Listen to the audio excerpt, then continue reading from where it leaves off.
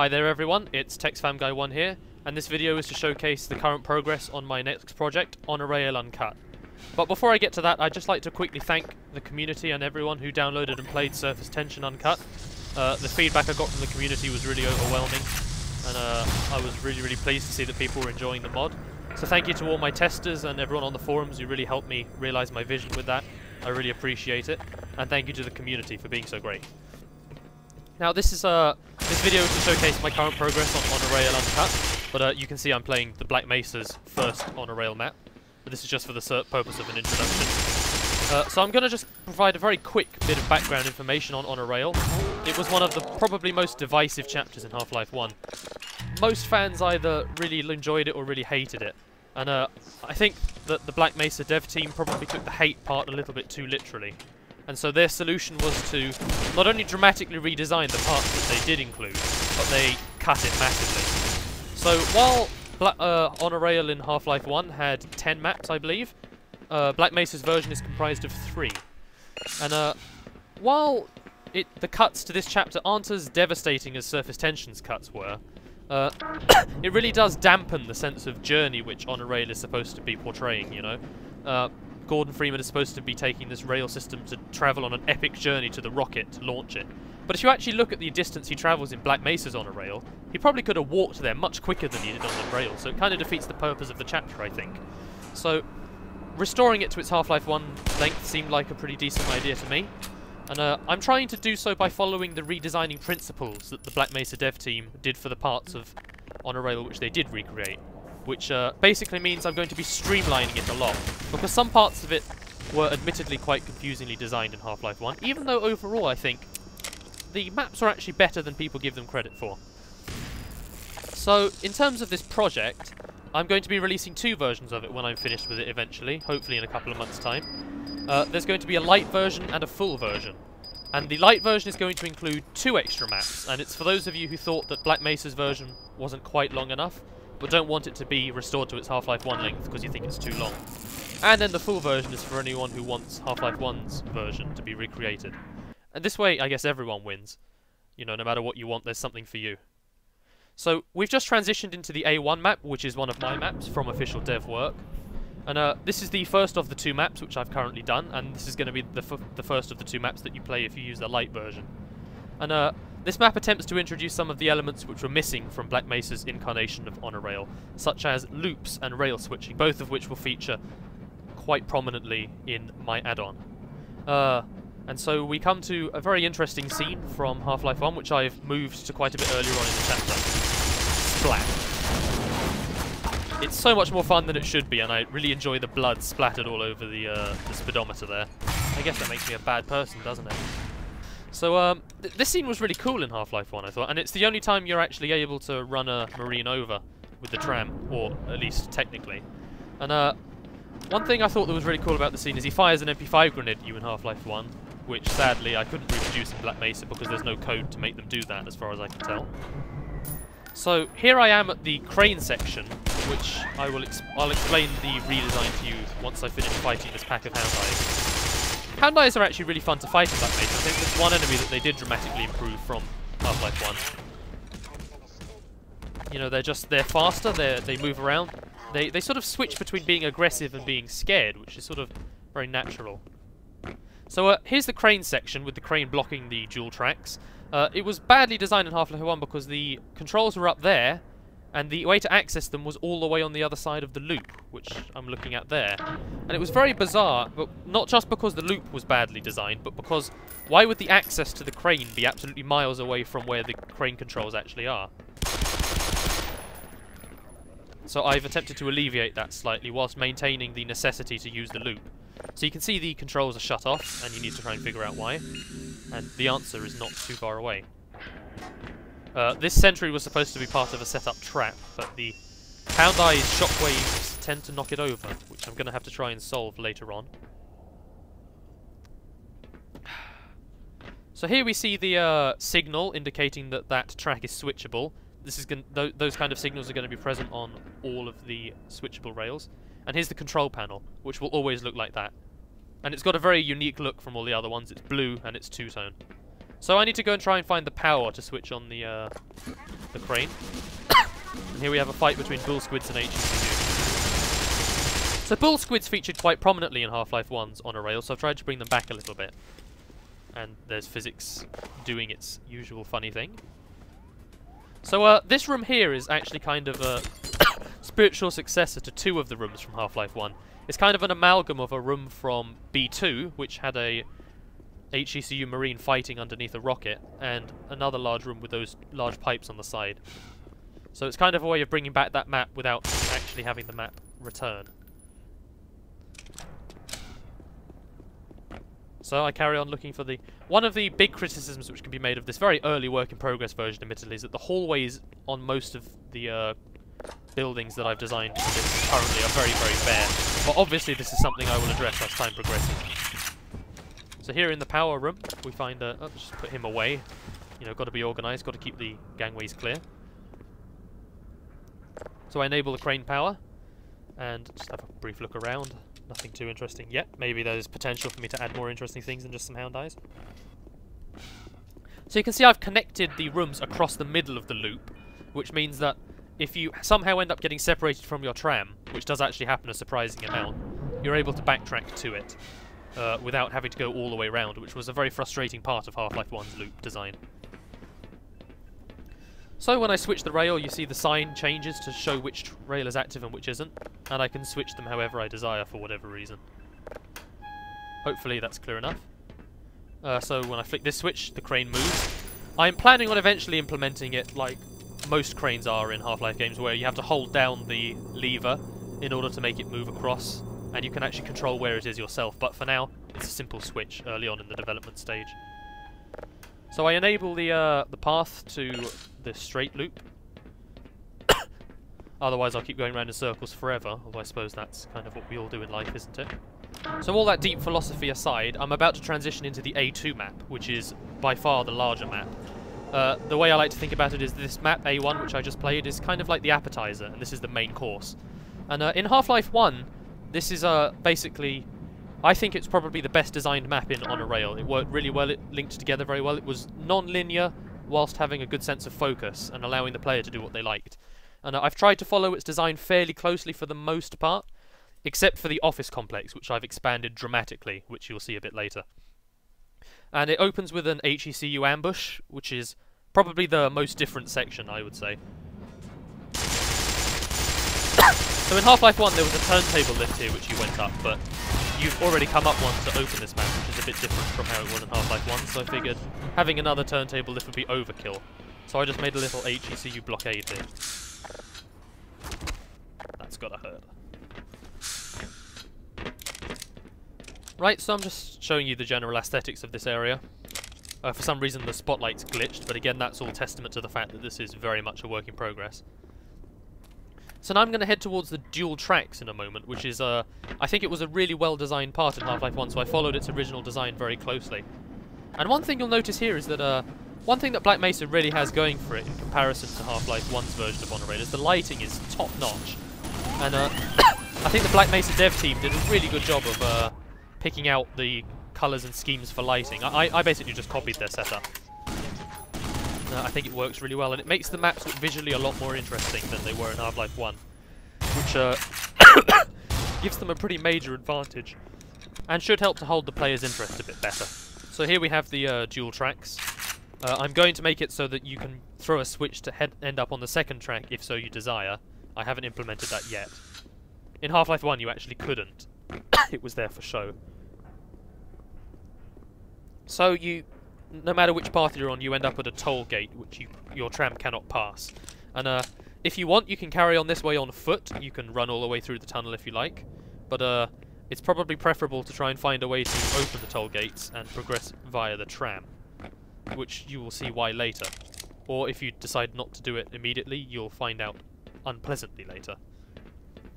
Lots of the optional areas in Half-Life 1 were visited via tram, which kind of dampened the sense of exploration compared to viewing them on foot, because it was ultimately done on a rail, and also it was quite cumbersome to have to backtrack with the tram. So I've tried to make more of the side areas on foot rather than via tram. This should hopefully make the exploration feel more rewarding. So you can see aesthetically the lighting is very dark, which is quite different to Half-Life 1. Half-Life 1's on a rail wasn't that dark. and it creates quite a nice atmosphere. And again, I do think this is one of the things that the Black Mesa dev team did a fantastic job with on a rail. The lighting does look great. And so we're about to enter the office complex where you can deactivate the toll gates. I'm going to try and figure out a way to make this make a little bit more sense. But in a moment I'm going to come up to a large scripted sequence, a large big fight, using a song called The Year of Death by a gentleman called Dijon for the 12th Black Mesa Community Project, I believe. And it's a really good song which fits the dark theme of this office complex. So hopefully I think it fits brilliantly. I think it's a really great song as well, in general. I've made the tone of this office very dark, and I'm going to shut up now. Let the fight speak for itself.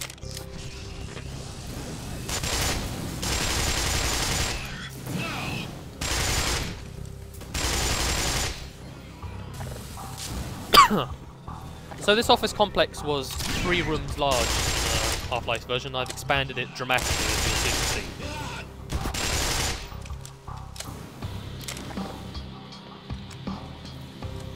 This is the conference room.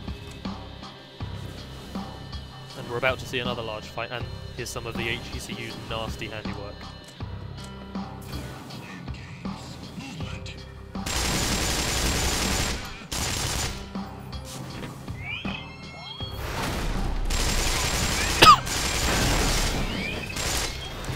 And I'm absolutely terrified right now. Oh god!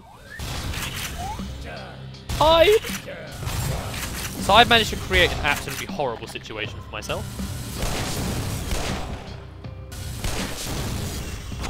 And I finished him off in true Gordon Freeman style. Bear in mind, if you do play Black Mesa on hard difficulty, the crowbar's actually a ridiculously effective weapon at close range. It stun locks most of the enemies, so they can't actually fight back. I think this execution is definitely one of the darker scenes in Black Mesa. I was originally planning on having a pile of burning corpses, but that seemed a tad excessive. I've tried to create it so that each room has its own sort of unique story. Not all of them do, but most of them do. If you look around, you might be able to tell it from the clues in the environment. Not this one. It's an attempt to try and make each room seem and feel a bit unique, and to try and encourage player exploration a bit without forcing it. Hopefully it's worked. If you think it doesn't, just let me know what I can do to try and improve it. There's been an awful lot of bloodshed in this office, that's for sure.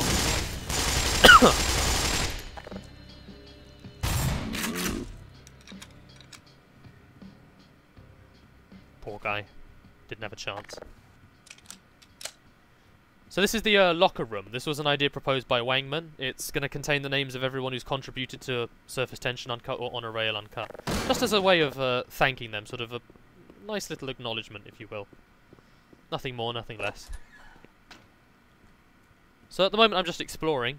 There are a few hidden goodies in all the offices, so those of you who want to explore will be rewarded, and those who don't can just head upstairs to the security office, which I hopefully labelled clearly enough to make it obvious. Most of the signs here are generally placeholder. I made them sort of as just a way of showcasing my intent on how to guide the player. Later on I'm obviously going to grunge them up and make them fit the look of the office better. I've actually ended up making a lot more textures than I thought I would for this, as well as recolouring lots of Black Mesa textures and decompiling their props and adding new coloured skins to them to fit the office a bit better.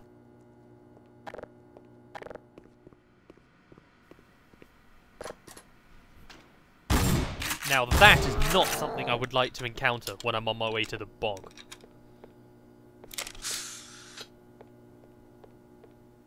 So as you can see again, the hallways and the entryways are quite bare, which is something I'm hoping to address later on in the development cycle.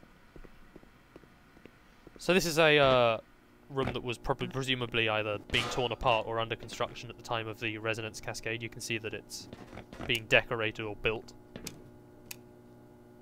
It's fairly unique, I think. I'm hoping to put some kind of reward for exploring in there. And look at the corpse in the distance. Take note. Whoa, spooky. What's going on in there?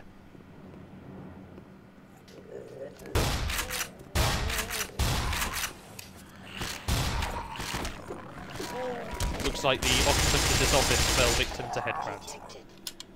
In quite an unpleasant manner.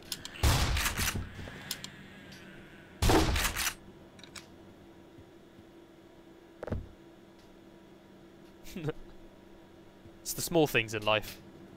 Although I suppose small things do amuse small minds. So the lighting for the office complex actually turned out to be a lot darker than I thought it was going to be when I first tested it with lighting. And I compared it to Black Mesa's map, which has the office, and they're actually pretty consistent.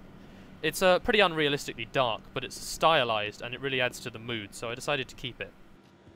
Juice up my health. So I'm in the security office now, and if we look around, we can probably figure out that some shit went down in here. Again, probably courtesy of the HECU. So one thing I'm hoping is to make this a little bit clearer in the future. I need to try and find a way to guide the players a little bit more intuitively. But this early on in the development cycle, that's not necessarily something I'm worried about just yet. This ambush is also a little bit jarring. It's also something I'm going to address in the future.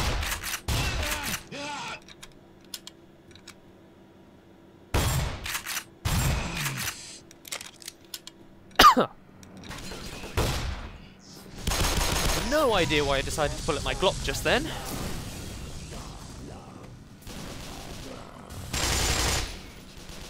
Get out from behind there, you bastard. Die, damn it! Right, there we go. Okay, that fight went pretty well for me. They were distracted by each other enough so that they weren't focusing on me. Could have gone better, could have gone worse. Win some, you lose some. So now I'm going to head down towards the end of the tracks, although bear in mind I'm just playing this for the purposes of demonstration. I'd imagine most players would head back to their tram at this point. And I suppose that would be considered the right path to take, even though there isn't strictly a right path. That was a mistake. That was definitely a mistake. Oh dear, oh dear. I've got major lacerations. What should I do? Oh crap. Oh god. Leave me alone! Oh, bollocks. Classic Gordon Freeman right there. What is it with him and the crowbar anyway? I have no one to blame but myself. Right, there we go, that was a bit cleaner. Right, this time with 100% less stupidity. So I've heard criticism from some members of the community that they think the cafeteria is in quite a bad location and that it wouldn't realistically be where it is, next to the train tracks. Personally, I disagree. I think it's a nice location and it's a good open space, and the rest of the office complex is pretty horrible anyway. I don't see why the cafeteria would be nicely designed. But if you think I'm wrong, let me know, and if enough people persuade me otherwise, I might change it in the future. I'm always open to criticism and feedback. This next scene was kind of funny because in Half-Life 1 it was iconic for people who discovered it, because it was kind of hidden. But you could observe the fight between the aliens and the HECU from underneath, and it was really cool, and it's one of the things I remember about On a Rail from Half-Life 1 the most, actually. This fight ended very quickly, actually, and very much in favour of the HECU. And I have a little bit of a problem with this scene in this stage of the development cycle, because they don't really react to you being down there. And it's a little bit of a tricky one, because if they reacted to you being down there, they'd start trying to shoot at you, and you can't shoot through metal in Black Mesa, so they wouldn't be able to. That was some impressive stuff right there. He should be a stuntman. He did a little karate kick as he was dying. So this is the final stretch of the map, and I have a little bit of a design dilemma here, which I'd love to have some feedback from the community about, because I'm not really sure what to do myself. This section in Half-Life 1, you could transverse it on foot if you wanted to. So if you walked all the way over to here, you could carry on to the end of the level on foot if you wanted to. But for now, I've decided to block pedestrian access in the form of electricity in the water, as you can see. The idea is the player has to activate the security toll in order to actually progress through the level, so they can't just entirely forego the office complex. In Half-Life 1, you could entirely skip the office complex because you didn't actually need to do anything there. So my redesign involves you needing to deactivate the tolls from the office, thus allowing yourself to progress via tram. It's a little bit of a tricky design decision, because as you can see I'm having to backtrack all the way to where my tram was. This is pretty bad, I suppose, but I'm hoping that most players will end up bringing their tram through that section rather than doing it on foot, like I did. I only did it on foot for purposes of demonstration. But let me know what you think about that, because it's a very tricky issue and I'm not really sure what to do about it. The only one alternative I can think of is to have a tram further on down the road there, but then you wouldn't need to lift toll anyway, so it's, again, a little tricky. And also the other potential problem with the design of the ending section is that it might not necessarily be too clear that the tram is what you need for that bit. So you saw I did the jump back there to try and demonstrate that you can't actually do that on foot, but I need to try and find a way to make it clear to the player that you have to have the tram to do this bit. And, oh bollocks. Oh god. Oh, this has gone wrong. Yeah, note to self, you can't swim in electricity. Duh. Yeah, so it should be intuitive enough that you would be able to drive through this on the tram, but I'm worried that players will start looking for a way to turn off the electricity or something. So if anyone has any ideas as to how I can make that clearer, I'd love to hear it. So this is the end of my map. So we started from Black Mesa's A map, and we've gone through 2 of my maps, and now we're transitioning into Black Mesa's B map. And my plan for the full OAR Uncut is to have it so that after Black Mesa's B map, you then have my B1 and B2 maps, which are the other missing maps from Half-Life 1's On a Rail. So the idea is, this is the only map I actually have to edit, Black Mesa's B map. The other 2 I don't actually have to directly edit, which is very nice.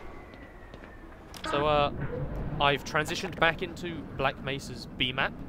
If you've played it recently, you'll recognise it. This is just to prove that I've already set it up. So basically, what you've just seen is a tour of On a Rail Lite, if you were to install it, once I've finished the release. Those would be the 2 maps that you end up getting if you install the Lite version. And after this, there'll be 2 other maps if you install the full version. So that's pretty much it for my video. Bear in mind that everything you've seen is very much a work in progress. This is actually the first media I've released of On a Rail. I've been working on this for 3 weeks now. And, you know, keep checking back on the ModDP page and in the forums if you want to keep an eye on the development progress. And thanks for watching. I hope you enjoy it, and I'm planning on releasing an alpha of this very soon.